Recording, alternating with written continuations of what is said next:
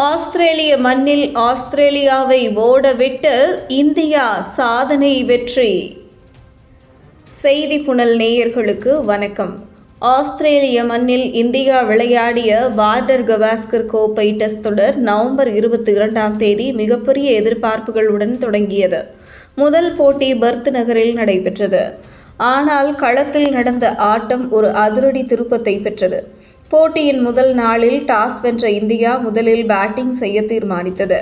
ஆனால் ஆஸ்திரேலிய பந்துவீச்சாளர்களின் பந்து மழையில் இந்தியா 150 ரன்கள் என்ற குறைவான ஸ்கோரில் சுருண்டது.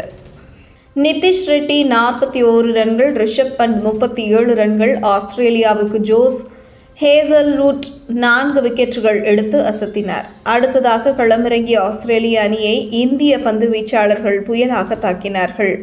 மொத்த ரன்கள் 104. பும்ரா 5 விக்கெட்டுகள், ஹர்ஷித் ராணா 3 விக்கெட்டுகள். இந்த அதிரடியான பந்துவீச்சின் காரணமாக இந்தியா 46 ரன்கள் முன்னிலை பெற்றது. இரண்டாவது இன்னிங்ஸில் இந்தியா பேட்டிங் நம்ப முடியாத வகையில் மெருகேறியது. ஜெய்ஷ்வால் 161 ரன்கள், KL ராகுல் 77 ரன்கள், விராட் கோலி 100 ரன்கள்.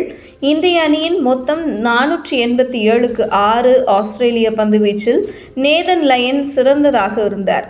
ஆஸ்திரேலியா மெகா இலக்கை எதிர்கொண்டது. ஆனால் தொடக்கத்திலிருந்தே இந்திய பந்துவீச்சாளர் பும்ரா மற்றும் சிராஜ் அதிரடியாக விளையாடினர். டிராவிஸ் ஹெட் 89 ரன்கள், மிட்சல் மார்ஷ் 47 ரன்கள். ஆனால் இந்திய பந்துவீச்சின் முன்னேற்றம் அவர்களை தடுக்கவில்லை. ஆஸ்திரேலிய அணியை 238 ரன்களுக்கு ஆல் அவுட் செய்த இந்தியா பெர்த் ஆப்டஸ் மைதானத்தில் ஆஸ்திரேலியாவை தோற்கடித்த முதல் அணியாக சாதனை படைத்தது. பும்ரா 3 விக்கெட்டுகள், சிராஜ் 3 விக்கெட்டுகள், வாஷிங்டன் சுந்தர் 2 விக்கெட்டுகள். நியூசிலாந்திடம் சமீபத்தில் தோல்வியடைந்த இந்தியா இந்த தொடரில் தோற்கும் என்று ரிக்கி பாண்டிங் மற்றும் பல முன்னணி வீரர்கள் கணித்திருந்தனர்.